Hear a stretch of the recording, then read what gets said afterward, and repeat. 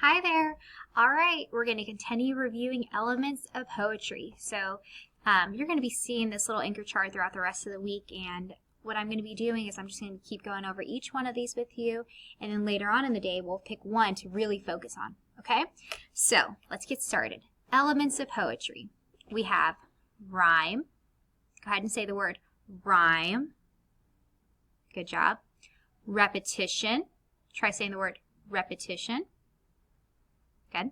And alliteration. Alliteration. I know it's a tricky word, but that's going to be a fun thing to go over. All right, let's really focus on rhyme. Now, yesterday, I talked to you about rhyme. We went over some words. You did a little drag and drop. And we listened to a poem with rhyming words. So this should be a little bit familiar, but we're going to review it, okay? Rhyme. Words end with the same sound or sounds, okay? So here's our example. Cat, sat. Let's do all. Let's focus on the sound all and rhyme words with all, okay? So we have ball, tall, mall, call,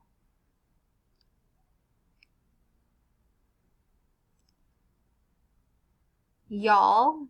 So those are just a whole bunch of words that have the same sound at the end. And the sound that we're focusing on was all. Okay, so that's rhyme.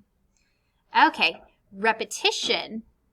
The same words or lines are said over and over and over and over and over again, right? So I just kept repeating myself just now, right?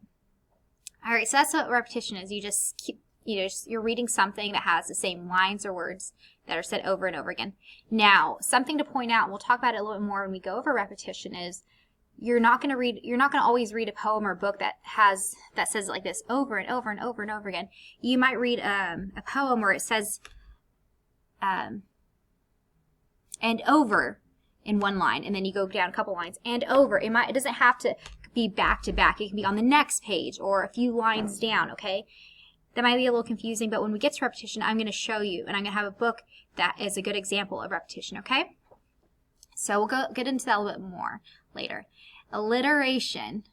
Words near each other start with the same sound or sounds. So I'm going to go over the example, and then I'm going to give you another example, okay? Peter Piper picked a peck of pickled peppers. So that's their example. What did we focus on? What letter are they focusing on? The letter P. Good.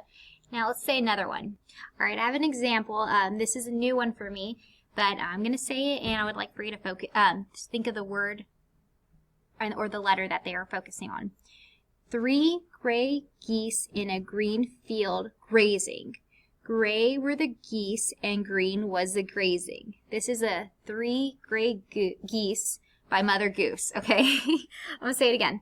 3 gray geese in a green field grazing.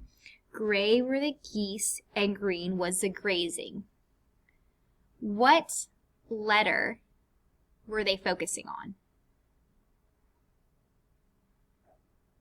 Okay, what letter or sound? What was the same sound or letter were they focusing on? It's the letter G, right? So in Peter Piper, that one, they're focusing on the letter P, the p, p, p.